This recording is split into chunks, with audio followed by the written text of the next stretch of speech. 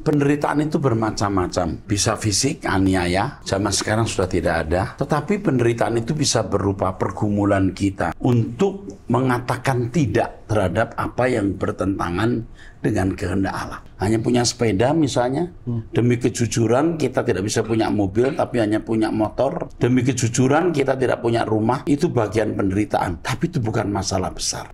Tapi belum selesai sampai di situ.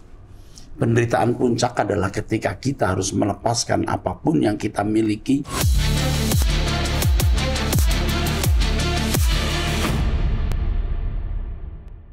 Shalom saudara, kembali kita mengikuti Abam, masuk episode 1198.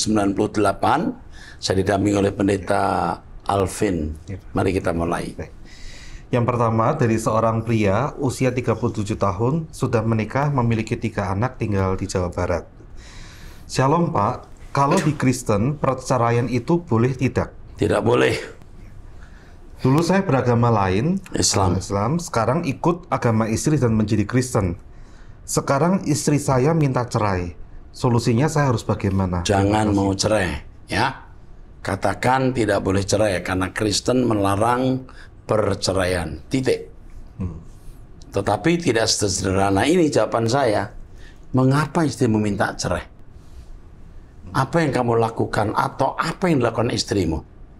Coba usahakan untuk mencari solusi agar tidak terjadi perceraian itu. Jika kamu membutuhkan bantuan, nanti konselor kami akan menasehati istrimu. Dan kalau kamu yang bermasalah, kami menasehati kamu. Tidak boleh cerai. Oke. Berikutnya dari seorang pria usia 32 tahun, sudah menikah, jemaat GSKI online. Shalom Pak Eras dan tim Abam yang terkasih, kami mau bertanya. Kami pasutri yang mempunyai masa lalu buruk. Saya dulu ketika berpacaran sering gonta-ganti pasangan. Dan saya sekarang mempunyai istri yang pernah lesbian. Kami saling mengetahui hal ini sebelum kami menikah. Dan pasangan hampir semua ditiduri oleh pria ini, ya. Betul, iya, betul. Dan hampir semua saya tiduri, ada tulisan ini, ya. Iya, Oke. Itulah latar belakang kami, Pak. Yang mau kami tanyakan, Pak, seandainya Tuhan percayakan kami seorang anak dengan masa lalu kami yang seperti itu, apakah akan berdampak dengan anak kami, Pak? Kalau kamu bertobat sungguh-sungguh dan hidup dalam persekutuan dengan Tuhan, menghadirkan Tuhan dalam rumah tanggamu, anakmu akan menjadi anak-anak baik. Apakah ada yang dituai anak kami dengan kelakuan kami? Bisa, kalau kamu tidak bertobat dan tidak berubah. Tapi kalau kamu bertobat dan berubah, Tuhan menjadikan semua baru. Ya. Jika jawabannya berdampak, apakah dengan keseriusan kami untuk hidup berkenan di hadapan Bapa bisa merubah dampak Sudah itu? saya jawab. Oke. Ya. Teruskan. Pak Eras, istri saya pernah dilayani oleh seseorang yang punya karunia di pelepasan. Dia sempat manifestasi dan mau muntah, tapi tidak ada yang dikeluarkan. Selang beberapa hari kemudian, kami ketemu orang tersebut dan kata dia, masih ada sesuatu yang belum beres dengan istri saya. Sekarang orang tersebut sudah meninggal karena sudah tua. Apakah istri saya seharusnya dilayani pelepasan tak oleh tim Bapak? Oh, ya kalau memang butuh pelayan pelepasan, nanti dilepaskan oleh tim kami. Ya, kami memiliki ibu-ibu yang bisa memberikan doa pelepasan. Pak Eras, kami selalu mendoakan Bapak dalam doa malam kami. Bawa nama kami ya Pak dalam doa Bapak. Oke, jangan sebut namanya. Oke. Supaya kami memiliki hati yang selalu haus dan lapar akan Tuhan. Kamu orang yang dijamah Tuhan, walaupun kamu dulu rusak, istrimu pun rusak, kalian berpotensi menjadi manusia baru yang diberkati Tuhan. Terima kasih Pak Eras selalu menyampaikan isi hati Tuhan bagi kami Pak. Dan terima kasih telah menjadi teladan yang hidup bagi kami. Kami mempercayai Bapak sebagai suster kami yang merawat kami dengan kasih sayang tulus. Kami mengasihi Bapak Eras dan tim. Terima kasih, Tuhan Yesus memberkati. Tuhan memberkati, we love you too. Ya. Berikutnya dari seorang wanita usia 46 tahun, sudah menikah, memiliki 4 anak, tinggal di Sulawesi Utara, jemaat Protestan. Shalom Pak Pendeta, keluarga saya sedang dalam keadaan hancur. Suami saya sering ditegur karena kebiasaan mabuknya, meskipun dia sudah didiagnosis memiliki penyakit katup jantung. Ya, bisa mati setiap saat ini ya, katup jantung. Ya. Akhirnya dia memutuskan untuk keluar dari rumah. Anak laki-laki tertua saya sudah memiliki anak, tetapi belum menikah karena kami belum punya cukup uang untuk mengadakan pernikahan. Anak kedua saya bekerja di dunia game online, meskipun saya tidak merestuinya. Nah, anak pertama kenapa harus mesti menunggu apa ini? Kalau sudah memang punya pasangan, didoakan saja tanpa pesta, nggak usah, nggak perlu pesta. Diberkati di gereja, cukup, nggak usah pakai pesta. Oke, teruskan. Saya sudah mengikuti khotbah Pak Erastus selama hampir 3 tahun. Dan banyak pelajaran yang saya terima telah mengubah hidup saya.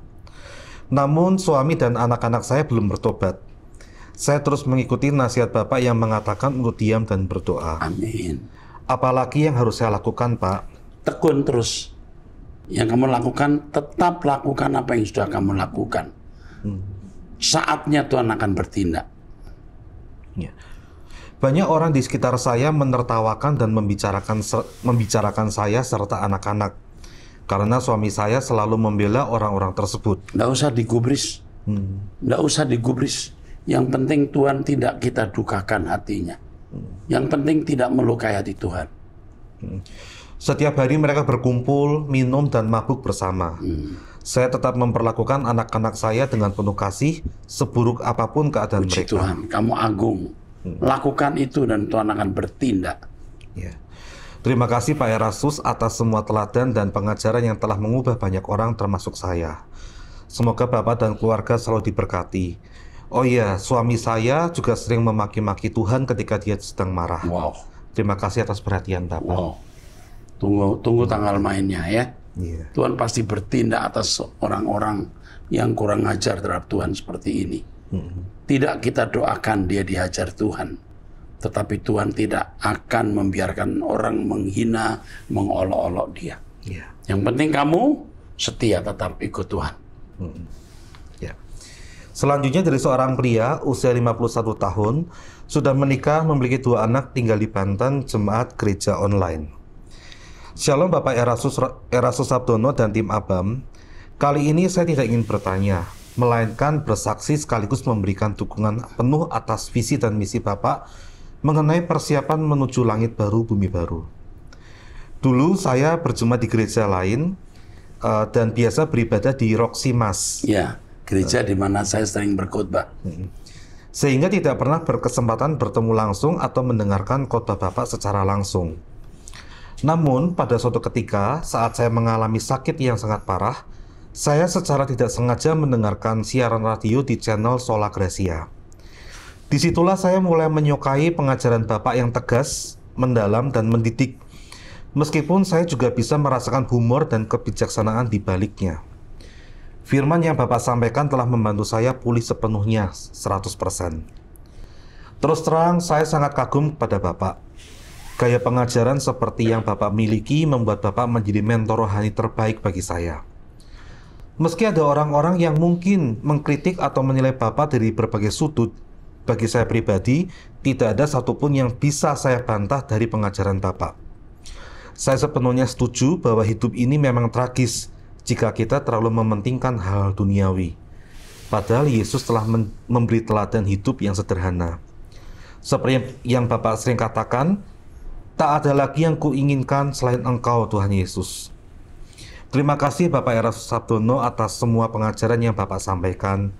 Kiranya Bapak terus maju dalam pelayanan, dan kebenaran yang mulia ini semakin meluas, membawa banyak jiwa kembali kepada Bapa Surgawi. Oh iya Pak, mungkin suatu hari nanti saya berkesempatan duduk bersama Bapak, menikmati kopi sambil mendengarkan hikmat dan nasihat Bapak. Saya akan dengan senang hati mentraktir. Kiranya Bapak selalu diberkati, Tuhan memberkati. Oke. Bapak Peter Parman ya. Bapak Peter Parman, jemaat gereja online, ini GSKI. Anda keluarga saya. One day pasti kita ada waktu bertemu. Pak Peter ya. Yeah. We love you Pak. We appreciate you. Amin. Yeah. Berikutnya dari seorang wanita usia 17 tahun, seorang pelajar tinggal di Jakarta, jemaat GSKI. Shalom Pak Eras dan tim Abam, saya ingin bertanya. Saya mendapat mimpi mengenai dosa saya dan Tuhan seperti mengatakan, aku sudah menyiapkan bagimu tempat, tetapi karena dosamu tempat itu hilang. Saya terus kepikiran Pak, apakah itu hanya sekedar mimpi atau Tuhan benar sudah menyiapkan tempat dan karena dosa saya tempat itu hilang? Ini sebenarnya hanya peringatan. Maksudnya tempat itu hilang, kamu tidak akan sampai ke tempat itu kalau masih saja berbuat dosa. Ya. Terima kasih telah menjawab pertanyaan saya. Tuhan Yesus memberkati Bapak dan tim. Oke, Ya. mantap. Ya. Oke, teruskan. Berikutnya dari seorang wanita usia 29 tahun, sudah menikah, memiliki satu anak, tinggal di Jakarta, jemaat karismatik ya Pak ya? Ini ya karismatik. Ya. Pentakosta, karismatik Pentakosta. Oh iya. Oke, yuk. Shalom Pak Erastus, puji syukur kepada Tuhan karena saya bisa dipertemukan dengan Bapak. Dan melalui khotbah-khotbah yang Bapak sampaikan, saya banyak mendapatkan pengetahuan baru tentang Tuhan Yesus. Saya ingin mengajukan beberapa pertanyaan Pak. Saya memiliki seorang karyawan yang juga adalah kakak ipar saya, yang saya bantu dan percayakan untuk menjaga toko. Kakak ipar saya ini sering memutar lagu-lagu rohani Kristen dengan volume yang keras, sambil bernyanyi dengan suara lantang dan menggoyangkan badannya. Lingkungan toko kami saling berdempetan, sehingga situasi ini membuat suasana di sekitar menjadi riuh. Saya juga mempekerjakan beberapa karyawan yang beragama lain, Muslim, dan saya melihat bahwa mereka terkadang membutuhkan suasana yang lebih tenang untuk bekerja. Selain itu, beberapa pemilik toko di sekitar telah menyampaikan komplain terkait hal ini. Menurut pandangan Bapak, apakah tindakan seperti itu tepat? Sangat tidak tepat, itu tidak memberkati. Ya, sangat tidak sopan, sangat tidak etis. Itu mengganggu ketenangan umum. Yeah. Apakah saya sebaiknya menegur? Harus menegur dan tegas, tidak boleh dilakukan lagi. Kalau mendengar pelan. Dan sebaiknya waktu bekerja tidak menggunakan headset, walaupun itu mendengarkan lagu rohani. Terus, saya khawatir mengambil langkah yang salah dan tidak berkenan di hadapan Tuhan. Enggak, kamu harus lakukan itu. Tegas kamu harus lakukan. Ya. Mohon Bapak memberikan saran agar saya bisa bertindak bijaksana. Ya, panggil, ajak bicara dan Roh Kudus akan memberi kamu hikmat bagaimana mengucapkan kata-kata dan kalimat kepadanya. Nah, masalah kedua, kakak ipar saya yang lain bersama dengan kakak ipar yang bekerja di toko saya baru saja bergabung dengan gereja baru yang memiliki kelompok sel group. Mereka menyatakan bahwa kami yang tidak mengikuti gereja mereka dianggap sebagai orang yang belum bertobat dan berdosa. Diam saja, jangan tanggapi apa-apa. Ya. Bahkan mereka mendesak kami untuk belajar berbicara dalam bahasa roh dan mengatakan bahwa hal itu harus dilakukan di depan banyak orang saat persekutuan. Itu sesat. Kalau bahasa roh tidak boleh diajarkan, karena itu karunia. Itu diberikan sebagai karunia, bukan diajarkan. Iya. Apakah benar berbicara dalam bahasa roh merupakan suatu keharusan? Dan apakah harus digunakan di depan orang banyak? Tidak, atau bukan keharusan. Karena ada karunia-karunia lain dan setiap orang punya karunia yang berbeda-beda. Iya. Mohon maaf sebelumnya Pak, saya memohon saran dari Bapak karena kami sangat ingin melangkah dengan benar di hadapan Tuhan.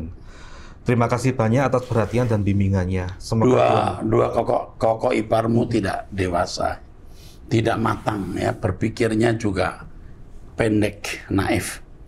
Tapi kamu harus sabar. Sebagai pemimpin, walaupun kamu ke adik ipar, kamu harus punya wibawa, karisma, dan ketegasan. Jangan takut mereka keluar dari pekerjaan ini. Dan jangan takut ada konflik kalau itu tidak bisa dihindari. Karena wibawa ketegasanmu sebagai pemimpin dan pemilik perusahaan harus dijunjung tinggi, dijaga. Oke. Berikutnya dari seorang pria usia 33 tahun, sudah menikah, memiliki 2 anak, tinggal di Surabaya. Shalom Pak, saya mau bertanya tentang Lukas pasal 10 ayat 25-37. Siapakah sesama manusia yang dimaksud di ayat ini? Sesama manusia itu siapapun yang Tuhan taruh di samping kita untuk kita tolong. Siapapun. Di sini kita mesti memiliki kepekaan. Ada orang yang harus menjadi bagian kita dan orang yang tidak harus menjadi bagian kita. Cukup jelas ya? Iya. Siapapun yang Tuhan taruh untuk kita tolong. Oke. Apakah orang yang pernah menolong kita saja atau ada maksud lain? Ya, siapapun, itu sudah jelas ya. Iya. Oke. Terima kasih atas jawabannya. God bless you. Selanjutnya dari seorang pria usia 49 tahun sudah menikah tinggal di Jawa Barat.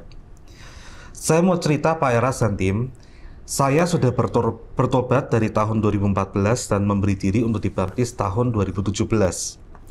Saya mengikuti khotbah suara kebenaran sejak tahun 2017 sampai saat ini. Hampir semua khotbah Pak Eras saya ikuti secara online dan kadang onsite di Mall Arah Gading, juga program ABAM, semua saya ikuti sampai saat ini. Dampaknya watak dan karakter saya semakin berubah. Semakin sabar menghadapi segala sesuatu, sering mengalah, dan juga cara pandang saya melihat hidup ini semakin berubah.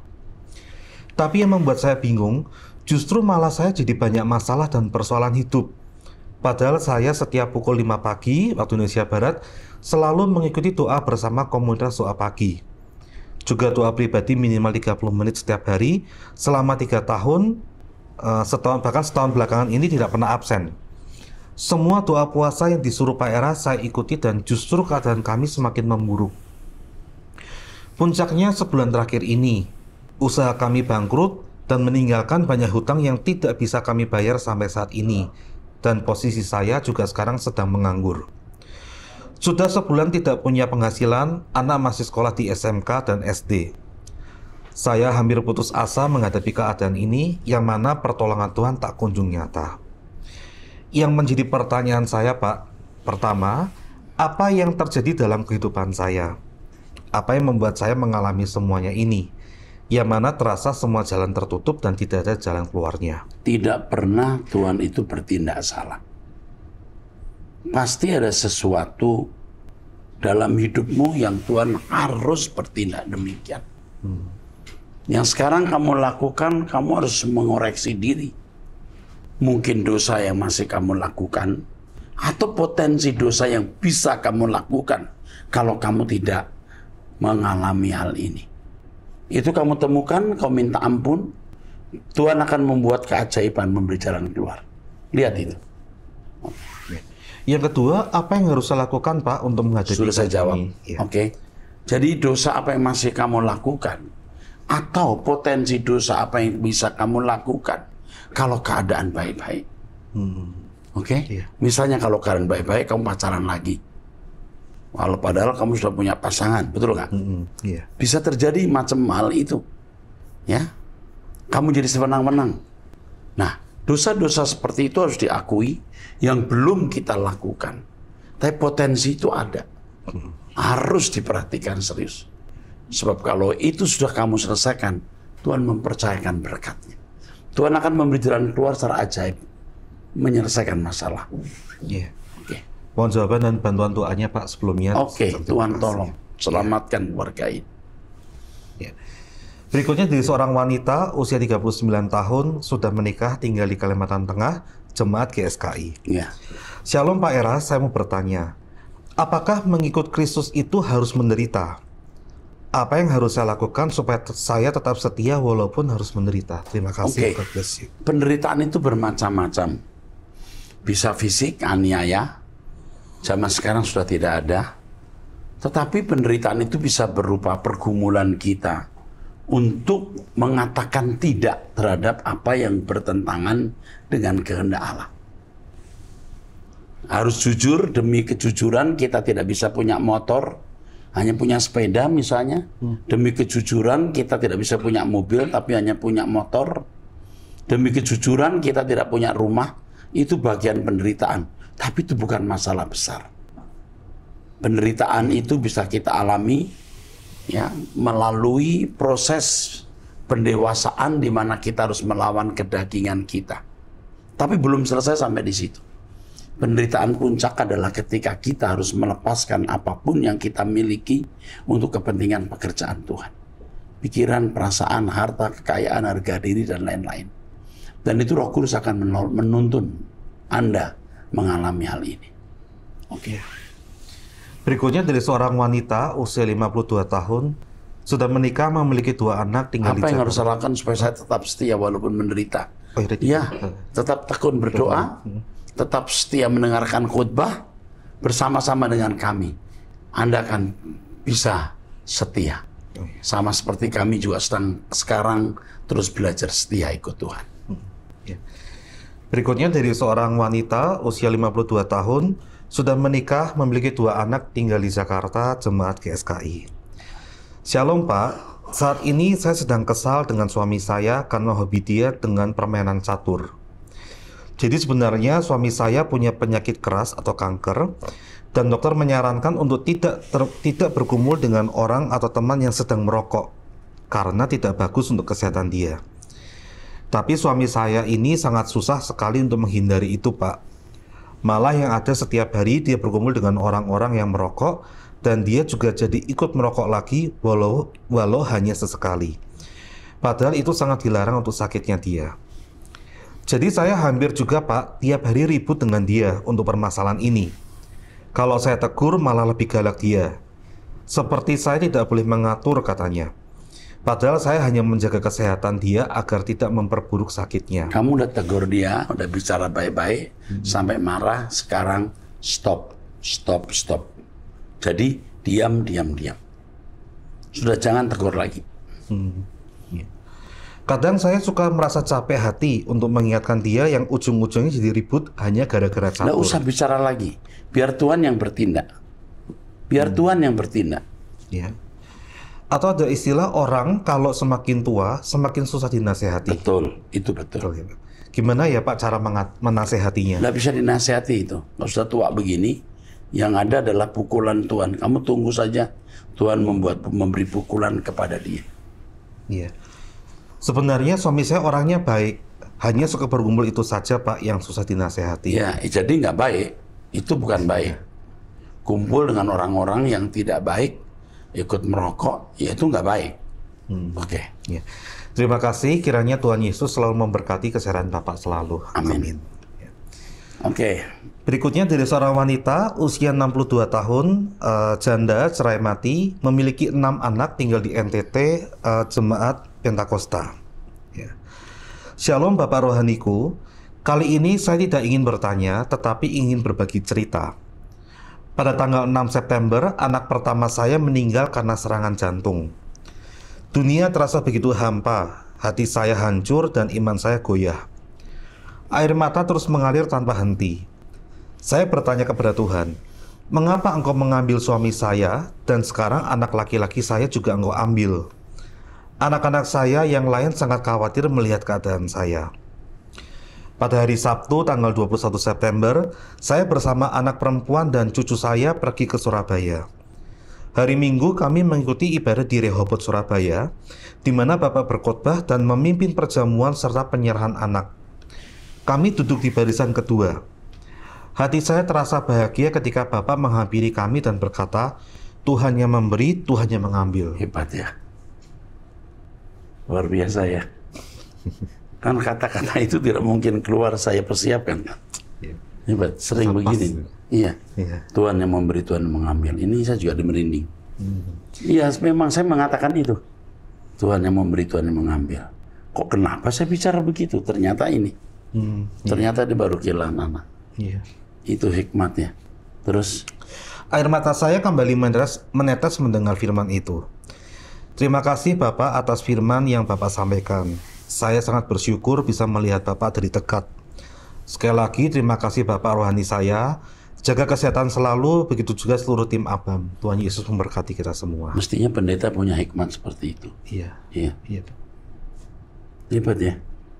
Ini serem juga ya, jangan nakal ya. Tuhan tahu. Kok dia bisa datang ke Surabaya? Iya. Kok dia bisa datang ke kebaktian itu? Betul. Kok kebetulan saya yang khotbah di situ? Padahal saya kan sebulan kadang sekali, kadang juga tidak sempat. Tapi selama ini sebulan sekali sih. Tapi bisa pas. Tuhan yang memberi, Tuhan yang mengambil. Iya. Waduh, hebat ya. Saya tuh kalau dengar begini bersyukur ya. Bagaimana Tuhan memimpinnya. Soal-soal kecil kadang-kadang ya. Soal-soal kecil saya bingung tuh. Soal-soal kecil. Saya berkata kepada sopir saya, kau baik-baik nak, baik-baik Pak. Sopir saya ini kehilangan anak gadisnya, anak perempuan, tinggal satu anaknya. Saya bilang, kamu perlu untuk apa anak perempuanmu? Nggak ada Pak. Enggak, kamu perlu sepeda. Ternyata anaknya minta sepeda. Dan dia tidak bisa memberikan, atau belum memberikan sepeda. Dia selalu, tapi itu cerita setelah saya desak. Ya Pak, memang dia hari-hari ini selalu minta sepeda ke saya.